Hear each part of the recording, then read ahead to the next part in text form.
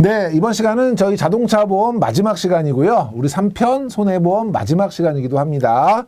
지난번에 알아봤던 우리 담보별로 이제 보상 내용들 우리 알아보고 있는데요. 대인 대물에 이어서 자기 신체 사고부터 계속 살펴보도록 하겠습니다.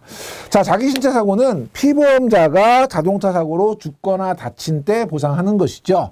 이럴 때 이제 지급보험금은 단독 사고 또는 이제 일반 과실 사고인 경우에 이 경우에는 본인이 혼자 사고가 난 거기 때문에 상대방으로부터 뭔가 받을 게 없죠. 그럴 경우에는 이제 전액 가입 한도 내에서 보상을 해줄 거고요.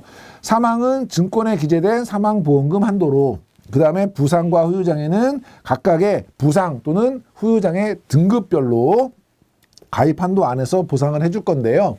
시험 문제에서는 이 상해나 후유장애가 등급과 관계없이 보상한다, 이런 문제가 많이 나오고 있거든요. 이건 틀린 지문이고, 만약에 쌍방 과실사고인 경우, 이 경우에는 실제 손해액에다가 비용을 더한 금액에서 쌍방이기 때문에 상대방으로부터 대인으로 받은 게 있겠죠. 그 받은 것을 이제 공제하고 지급하는 개념이에요. 그렇기 때문에 이거는 과실상계를 했다고 볼 수는 없는 거죠.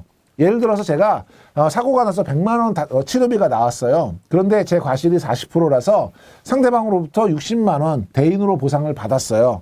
그러면 제가 부족한 40만 원을 자기 신체 사고로 보상을 받아야 되겠죠. 그래서 제가 40만 원 자기 신체 사고 주세요 청구를 하면 전체 실제 손해액 100만 원에서 상대방으로부터 받은 60만 원을 공제한 40만 원을 다 저한테 보상을 해주는 이런 개념인데, 만약에 여기서 과실상계가 된다 그러면 40만 원 주세요 했더니 과실이 40% 있으시니까 60%인 24만 원만 드릴게요, 이렇게 된다는 거잖아요. 그러니까 과실상계가 적용되는 것은 아니고 상대방 쌍방 과실이니까 상대방 보험사로부터 지급받은 보험금을 공제하고 지급한다. 어쨌든 실제 손해액은 보상한다, 이런 개념으로 이해하시면 되겠죠. 그래서 단독 사고와 쌍방 과실의 보험금 계산 방식이 동일하다, 틀린 거고요. 자기 신체 사고는 과실상계를 적용한다, 이것도 역시 틀린 지문이 되겠습니다. 자, 면책사항은요, 피보험자의 고의, 대가를 목적으로 계속적 반복적으로 사용되어서 생긴 손해, 그리고 시험용, 경기용, 경기연습용으로 사용해서 생긴 손해, 전쟁, 혁명, 내란, 사변, 폭동, 소요 등으로 생긴 손해. 그래서 역시 마찬가지로 일반적인 것들이고요. 두 번째 정도 여러분이 기억을 좀 해주시면 좋을 것 같습니다. 자, 다음에 자기 차량 손해입니다. 내 차에 입은 손해가 되겠죠. 피보험 자동차에 직접적으로 생긴 손해를 보상합니다.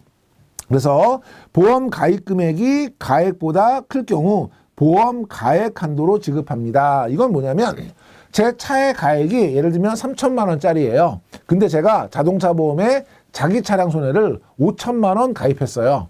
사고가 나서 차가 전손됐어요. 그러면 차는 3천만 원이 가액인데 가입을 5천만 원 했으니까 5천만 원을 지급하느냐? 그렇지 않겠죠. 당연히 가액인 3천만 원 지급하겠죠. 그래서 가입 금액이 가액보다 클 경우 3천만 원짜리를 5천만 원 가입했다고 해서 5천만 원을 주는 게 아니라 가액 3천만 원을 지급한다, 이런 개념이고요. 시험 문제에 직접적으로 생긴 손해를 보상하는데 시세 하락 손해를 보상한다거나 영업 손해를 보상한다거나 대차료를 보상한다거나, 이건 틀린 거죠. 그래서 여러분이 상대방으로부터 대물로 보상을 받을 때는 렌트카를 사용하실 수 있지만 내 자차로 보상할 때는 렌트카 비용이 안 나오는 거예요. 대차료가 없어요. 그래서 여러분이 그런 부분들 잘 챙겨두시고, 그 다음에 제가 아까 가입 금액이 가액보다 클 경우에 가액 한도로 보상한다고 했는데 가입 금액 한도로 보상한다는 지문도 많이 나오죠. 여러분이 문구가 비슷비슷해서 헷갈릴 수 있지만 개념을 잘 정리해 보시면 아마 충분히 맞추실 수 있을 것 같고요.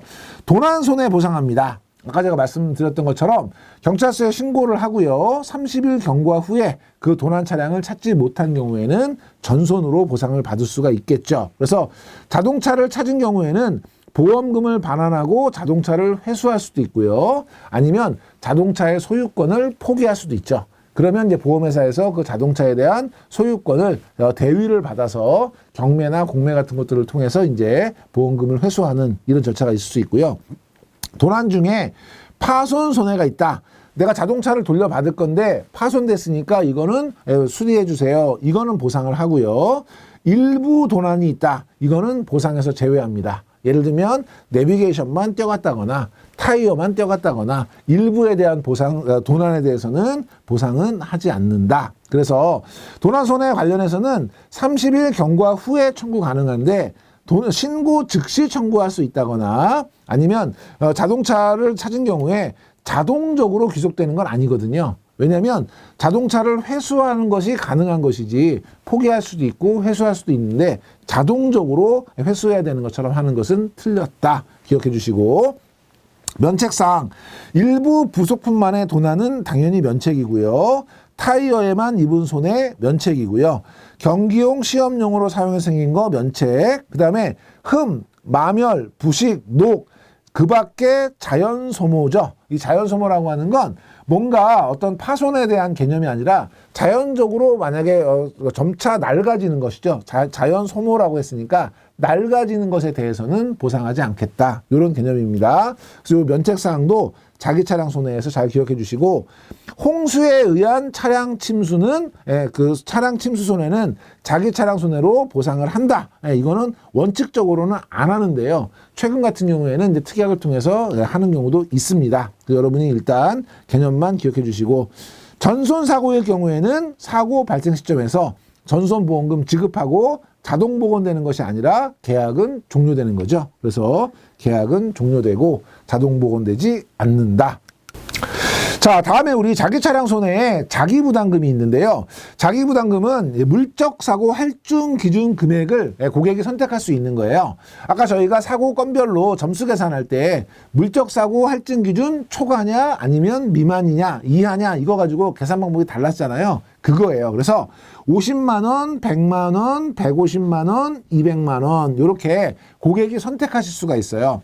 나는 200만 원까지는 할증 안 되게 하겠다. 대신에 자기부담금을 많이 내겠다. 또 나는 100만 원 이상이면 할증해도 된다. 이런 식으로 본인이 선택을 하면 일단 자기부담금은 손해액의 20%를 부담을 하는 게 원칙이에요. 그 사고가 나면 그 20%를 내는데 최소에 미달하면 최소를 내셔야 되고 최고가 넘어가더라도 최고만 내시면 돼요. 그래서 최대 자기부담금은 50만 원이고요. 공통적으로 최소 자기부담금은 5만 원, 10만 원, 15만 원, 20만 원이에요. 외우지 마시고 10%라고 생각하시면 딱 맞아요. 그래서 물적 할증 사고 할증 기준이 50만 원이면 5만 원, 50만 원이고 만약에 100만 원이면 10만 원, 50만 원이고 150이면 15, 50, 200이면 20, 50 이렇게 여러분이 10%라고 딱 생각하시면 맞을 것 같고요. 밑에 예시 한번 볼게요. 할증 기준 금액을 200만 원을 선택하셨어요. 그리고 정률로 20% 자기부담금을 이제 계산하는 방법이에요. 첫 번째, 차량 손해액이 500만 원 나왔어요. 그럼 우리가 어떻게 해요? 500만 원에 20%를 계산해야 되죠? 그러면 5, 20, 100만 원이에요. 자기부담금이. 그럼 100만 원을 내가 내느냐? 최대 자기부담금이 지금 이제 할증 기준이 200만 원이면 20, 50이잖아요. 50을 넘었죠? 그러면 이 경우에는 내가 50만 원만 부담하면 돼요. 그런데 지금 차량 손해액이 150만 원 나왔어요. 그럼 어떻게 해요? 우리가 20%니까 150에 20% 하면 30만 원이 부담금이죠. 그런데 최소 20, 최대 50인데 사이에 있죠. 그러면 그 30만 원 그냥 부담하시는 거예요. 30만 원이 부담금이고요. 50만 원이 만약에 차량 손해가 나왔어요. 그럼 우리가 20% 계산하면 얼마죠? 10만 원이죠. 그러면 최소 20, 최대 50이었으니까 우리가 실제로 부담하는 금액은 최소 자기부담금 20만 원이 되는 거예요. 이런 개념이라는 거 여러분이 알아두시면 될 것 같고요. 자, 그 다음에 과실상계, 손익상계, 동승자 감액, 기왕증이라고 하는 것들인데요. 과실상계는 과실에 따라서 서로 그 비용을 분담하는 것이고 손익상계는 대부분은 손실이 나겠지만 어떤 사람은 손해가 나고 어떤 사람은 이익이 난 경우가 있다고 한다면 그거를 서로 상계해서 손실과 이익을 치고받고 상계해서 차액만 지급하겠다 이런 개념이고 동승자 감액이라고 하는 거는 자의로 그 차에 탔고 사고가 났다고 하면 그 동승을 한 것에 대한 과실을 일정 퍼센트를 잡아서 보험금을 지급할 때 감액하겠다 이런 얘기고 기왕증 사고가 나서 다치거나 아픈데 원래 아팠던 부분에 문제가 있었다면 그 부분은 제외하겠다. 그러니까 예를 들면 그 사고로 인해서 추가적으로 발생한 것은 당연히 보상을 하겠지만 원래 아팠던 것까지 보상하지는 않겠다. 이게 이제 기왕증이에요. 개념만 여러분이 보시고 하나씩 살펴볼게요. 자, 요거는 자기 신체 사고에도 적용된다. 요건 이제 틀린 거고요. 자기 차량 손해에는 적용되지 않는다. 요건 당연히 맞는 것이겠죠. 그래서 자기 신체 사고는 과실상계를 적용하지 않는다. 앞에서 말씀을 드렸었죠. 그 부분으로 이해하시면 될 것 같고요. 과실상계는 보험금에서 피해자 측의 과실 비율에 따라서 상계, 서로 계산하는 이런 방식입니다. 그래서 과실상계 후의 금액이 치료관계비와 간병비 합산액에 미달하게 된다. 그러면 치료관계비와 간병비를 보상을 하는 거죠. 과실상계했더니 치료도 못 받으면 안 되니까 그 나머지는 이제 보상을 하게 되는 것이고, 대인원 사망보험금이 과실상계 후 2천만 원 미달이다. 예, 근데 대인원은 사망보험금 최대 2천만 원까지 의무 가입해서 보상하는 거잖아요. 그러니까 2천만 원이 안 되더라도 사망은 2천만 원 보상하겠다는 것이고, 무보험 자동차에 의한 상해는 피보험자의 과실 비율에 따라서 상계하겠다. 이런 개념입니다. 내용 볼게요. 밑에 A의 과실이 90%고요. A의 손해액은 100만 원이에요. 치료비가 30만 원이고요. 휴업손해가 40만 원이고요. 위자료가 20만 원이고 간병비가 10만 원이었어요. 이때 A에게 지급될 대인배상보험금은 얼마냐 이겁니다. 자, 대인배상보험금은요. 전체적으로 어떤 항목이든 상관없이 손해액이 100만 원이었죠. 그런데 A의 과실이 90%니까 나는 10%밖에는 못 받잖아요. 그러니까 10% 곱해서 10만 원을 보상을 받게 됩니다. 그런데 과실상계 후 금액이 치료비와 간병비 합산액, 치료비가 30만 원이었고 간병비가 10만 원, 40만 원이었죠. 거기에 미달해요 지금. 그러면 이분은 지금 10만 원을 받아서 치료비와 간병비도 해결이 안 되는 거죠. 그러니까 이럴 때는 치료비와 간병비의 합계액 40만 원이 지급이 된다. 이 항목을 쭉 나누는 거는 맨 처음에 손해액을 계산하기 위한 것이 아니라 치료비와 간병비의 합계액과 비교하기 위해서 이 항목이 나온 거예요. 이런 문제가 나오게 되면 여러분은 첫 번째 우리 치료비와 간병비를 더한 것에 미달하더라도 그거는 준다. 이 항목을 떠올리셔서 문제를 풀어주시면 좋을 것 같고요. 두 번째, 손익상계입니다. 사고로 만약에 이익을 받을 경우에 이를 상계해서 보험금을 지급한다는데요. 사고로 이익을 받는 경우가 딱히 떠오르는 경우는 많이 없지만, 예를 들면 사고가 나서 다른 곳에서 어떤 보상을 받아서 생긴 이익이 있다거나 이러면 이런 것들은 서로 상계하는 것이죠. 예를 들면 일반 보험이 아니라 회사에서 가입한 단체 보험이나 아니면 산재보험이나 이런 데서 보험금이 지급이 되게 되면 그걸 받고 또 보험금 또 우리 일반 보험에서 받고 자동차 보험에서 받고 이러면 중복돼서 실손보상이 안 되잖아요. 그런 경우에는 그런 부분들은 상계하고 보험금을 지급하겠다는 것이고, 동승자 감액, 동승자 유형별로 감액 비율을 적용해서 감액하는데, 승용차 함께 타기, 우리 카풀 제도 있잖아요. 카풀 제도를 실시하다가 사고가 났다. 이거는 승용차 함께 타기에 한해서만 동승자 감액을 적용하지 않겠다. 이런 개념이고, 기왕증, 사고 전에 이미 가지고 있던 증상에 대해서는 보상에서 제외한다. 이건 물론 명백하게 진단서나 이런 걸 통해서 분명하게 이제 그 검증은 할 것이고요. 기왕증이라고 하더라도 사고로 인해서 추가된 부분이 있다면, 더 악화되거나 한 부분이 있고 그것도 역시 진단서들을 통해서 증명할 수 있다면 그 부분은 보상하겠다. 밑에 보면 기왕증이라도 치료 관계비는 보상한다. 기왕증 자체는 보상하지 않고요. 사고로 인해서 추가됐더라도 보상하지 않는다. 그거는 보상하고요. 그래서 이런 지문들도 같이 기억해 주시면 되겠습니다. 자, 다음에 음주, 무면허, 뺑소니 사고에 관련된 건데요. 요거는 이제 2022년 7월 28일 이후에 적용되는 것으로 이제 기준으로 저희가 교재가 출간이 됐기 때문에 여러분들도 요 교재 중심으로 봐주시면 될 것 같아요. 현재 기준이 아니고요. 그래서 지금 보시면 지금 대인배상 1, 2, 그 다음에 대물배상 의무가입 조건 2천만 원, 대물배상 이미 종합보험이 있는데요. 자, 음주 같은 경우는 전부 다 해당되고요. 무면허 전부 다 해당되고요. 뺑소니 전부 다 해당됩니다. 그래서 이 전에 법률 같은 경우에는 일정 부분 이건 해당되고 안 되고 이런 것들이 있었는데 지금은 전부 다 적용됩니다. 그래서 음주인 경우에는 대인배상 1 이거는 전액 부담하셔야 되고요. 대인배상 2는 1억 원까지 부담하셔야 되고요. 대물배상 2천만 원 전액 부담하셔야 되고요. 대물배상은 5천만 원 한도로 부담해야 됩니다. 만약에 음주운전이 발생을 했다. 그래서 사고가 났다면 이거는 거의 자동차 보험이 없는 수준으로 본인이 다 책임을 져야 된다. 이런 의미이고요. 만약에 무면허 사고다. 마찬가지로 전액 1억 원, 전액 5천만 원이고요. 그 다음에 뺑소니다. 이것도 마찬가지로 전액 1억 원, 전액 5천만 원이에요. 그래서 지금은 예전에는 음주냐, 무면허냐, 뺑소니냐 다르게 적용했던 기준을 하나로 통일한 거예요. 그래서 의무에 대한 거는 전액, 그리고 종합보험은 대인 1억 원, 대물 5천만 원까지는 본인이 책임지도록 강화했다. 이렇게 봐주시면 되고요.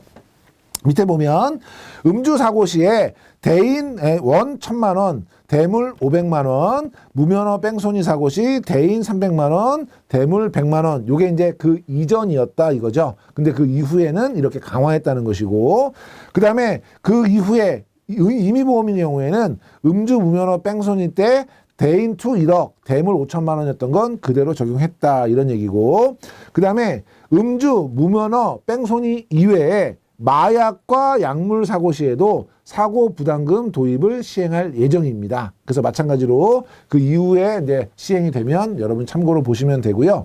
얘는 가끔 시험에 나옵니다. 시험에 나올 때 여러분 기억하실 거 전부 다 적용된다. 그래서 의무보험은 전액, 그리고 대인 1은 대인 2는 1억 원, 그리고 대물 의무보험 초과되는 부분은 5천만 원 이렇게 기억해 주시면 되겠고요. 자, 다음에 이제 사고 발생 시 조치 의무 위반인데요. 도로교통법상 사고 발생 시 조치를 하지 않은 경우에 주정차된 차만 손괴하고 피해자에게 인적사항을 미제공한 경우, 그러니까 주정차된 차를 치웠는데 그대로 달아난 뺑소니, 요거는 제일 가벼운 것으로 보고 나중에 이제 보상이 이루어지게 되면 물어보지 않겠다는 건데, 그걸 제외한, 그래서 실질적으로 사고를 일으키고 나서 조치를 하지 않은 경우에는 한 사고당 대인 1, 대물은 전액, 그리고 대인 1억 원, 대물 5천만 원, 음주 뺑소니와 동일한 기준으로 부담을 시키겠다 이 얘기고요. 그 다음에 가지급 보험금이 있는데요. 약관에 따라서 지급할 금액 한도 내에서 가지급금을 지급하는데, 자동차 보험 진료수가는 전액 가지급이 가능하고요. 진료수가 이외의 손해배상금은 50% 지급해 줄 수 있다. 그러니까 치료와 관련된 진료수가는 전액, 나머지는 50% 먼저 가지급이 가능하다. 이거는 지급할 금액의 50%예요. 장기 손해보험은 추정 보험금이잖아요. 근데 얘는 지급할 금액이니까 뭐 비슷한 개념이긴 하지만 용어 잘 정리하시고, 추정 보험금 전액을 가지급한다. 틀린 거고요. 대인배상 1 한도 내에서 가지급한다. 틀린 거고요. 피보험자의 손해배상 책임이 없거나 보험금 지급 의무가 발생하지 않는 것이 명확하다면 그러면 괜히 가지급할 필요는 없는 거죠. 왜냐하면 피보험자가 물어줄 돈이 없으니까 보험금도 없는 것이기 때문에 가지급 보험금은 지급하지 않는다. 다음에 자동차 손해배상 보장 사업이죠. 그래서 아무것도 보장받을 것이 없을 때 보장해주는 제도입니다. 요거는 박스 쳐놓고 얘는 누구냐, 그리고 나서 밑에 한도가 있는데, 한도는 저희 의무보험하고 동일한 한도이기 때문에 같이 기억해 주시면 될 것 같습니다. 자, 뺑소니차 그리고 무보험차 사고로 사망하거나 중증 후유장애를 입어서 어려움을 겪고 있는 사람 또는 그 가족을 지원하기 위한 제도입니다. 뺑소니나 무보험차 사고이기 때문에 보상받을 곳이 없는 것이죠. 그래서 여기서는 기관이 좀 중요한데요. 첫 번째, 보장사업 업무를 지도 감독하는 기관은 국토교통부입니다. 그래서 시험 문제에 금융감독원으로 시험 문제 종종 출제가 되고 있고요. 손해보험협회는 분담금을 수납 정산하고요. 보장사업자, 여기서 보장사업자는 이제 손해보험 회사가 되겠는데요. 심사, 평가, 교육을 담당합니다. 그리고 실제 보장을 담당하는 10개 보장사업자는 손해보험 회사가 되겠고요. 보장사업에 보상을 하는 업무를 하고 있고요. 자동차 손해배상진흥원에서 이제 구상 업무를 청구하고, 만약에 이제 뺑소니나 무보험상에 일단 보상을 저희가 했는데 찾았다. 그러면 구상권을 청구해야 되잖아요. 그런 구상 업무를 이제 진흥원에서 하고 있다.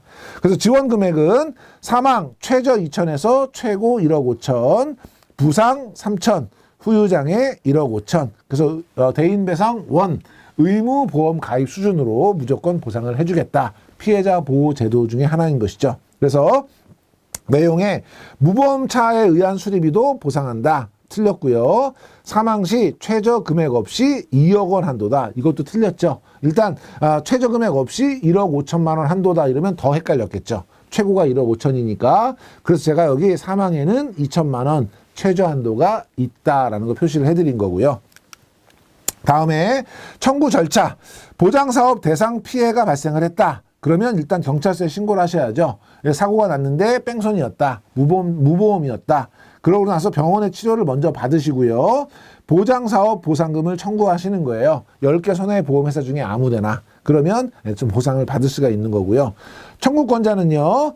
부상 또는 장애인 경우에는 지금 아직 사망하시지 않았으니까 피해자 본인이 청구하셔야 되고요. 사망을 하시게 되면 상속권자가 청구합니다. 어디에 청구하냐면 손해보험회사에 청구하시면 돼요. 이것도 역시 국토교통부에 청구해야 된다. 이런 질문 가끔 나오고요. 구비서류는 사고가 났다는 교통사고 사실 확인원 경찰서에서 띄시면 되고요.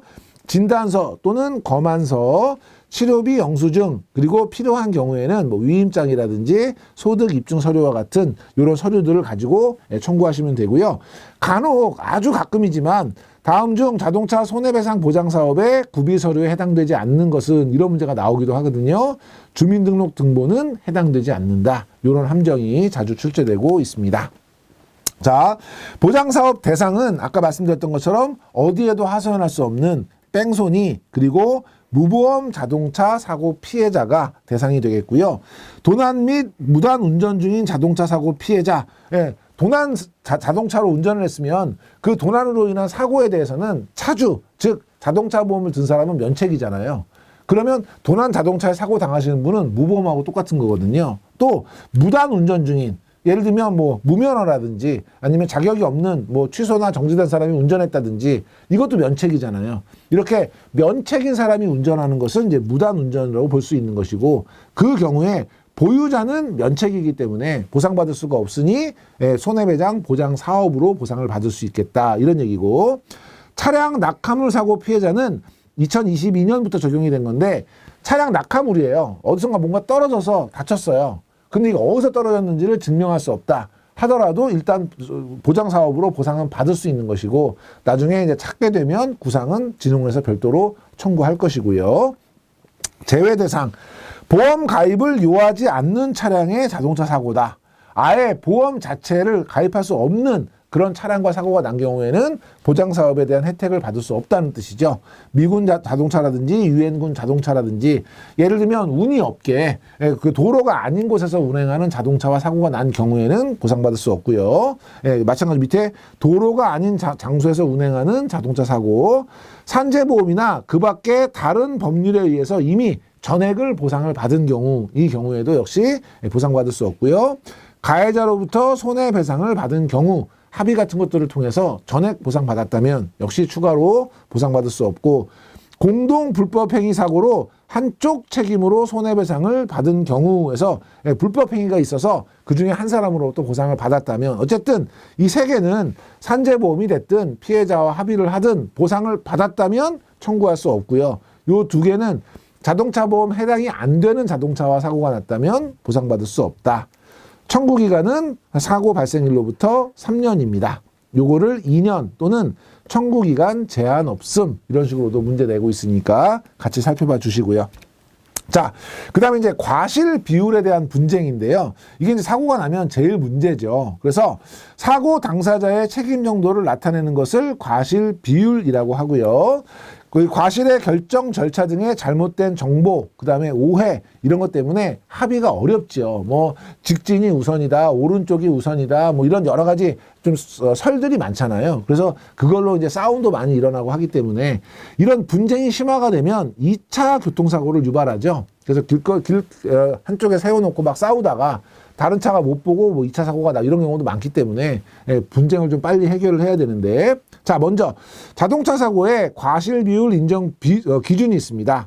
보험업 감독 규정 시행 규칙 그리고 자동차 보험 약관에 의거해서 사고가 발생했을 때 과실 비율 인정할 수 있는 인정 기준을 별도로 제가 마련하고 있거든요. 그거를 참조해서 과실 비율을 산정하고요. 그 인정 기준은 금융감독원 손해보험협회에서 발간을 하고 있고, 적용이 곤란하다 이런 경우에는 판결례를 참작해서 적용하기도 하는데, 만약에 소송이 제기가 됐다 이러면 확정 판결에 의해서, 소송이 제기가 되지 않은 상태에서는 판례 같은 것들을 통해서 확인할 수 있지만, 소송이 제기가 됐다면 실제 그 소송에 의한 확정 판결에 의해서 과실 비율을 적용하게 된다. 밑에 보면 과실 비율 인정 기준, 위에 지금 금융감독원하고 손해보험협회에서 발간한 인정 기준 책자인 거죠. 이거는 법적 구속력이 있다? 없습니다. 그래서 거기서 만약에 판결이 났더라도 소송에 가서 바뀌는 경우도 많이 있고요. 자, 교통사고 과실 비율 분쟁 처리 기관이 있는데요.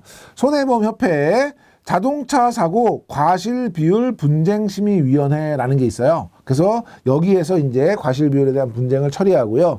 거기서 해결이 안 되면 법원 또는 이제 금융감독원, 법원에는 소송으로, 금융감독원은 이제 민원으로 할 수 있겠죠. 그래서 처리 기간에 해당되지 않는 것은 경찰이고요.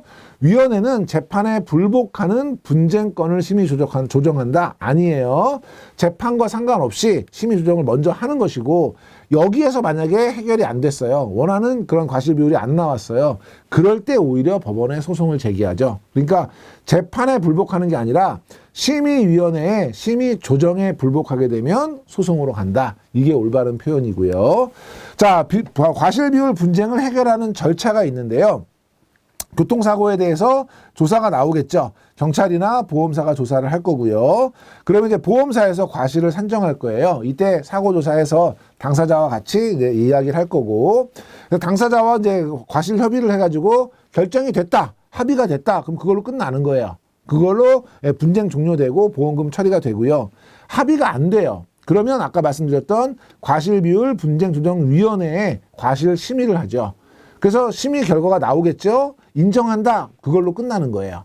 인정하지 못한다, 그러면 소송으로 가겠죠. 그래서 소송에서 판결로 확정이 되는 이런 절차를 따르게 됩니다. 요건 여러분이 참고로 봐주시면 되겠습니다. 자, 이렇게 저희가 이제 오늘 자동차 보험 5번째까지 마쳤고, 3편 우리 손해보험 전체적으로 강의를 마쳤는데요. 가장 출제 비중이 높은 비중인 만큼 제가 중요하다고 강조드렸던 부분들 다시 한번 꼼꼼하게 챙겨보시고, 열심히 학습하신 만큼 모두 좋은 결과 있으시기를 함께 응원하도록 하겠습니다. 강의 들어주셔서 감사합니다.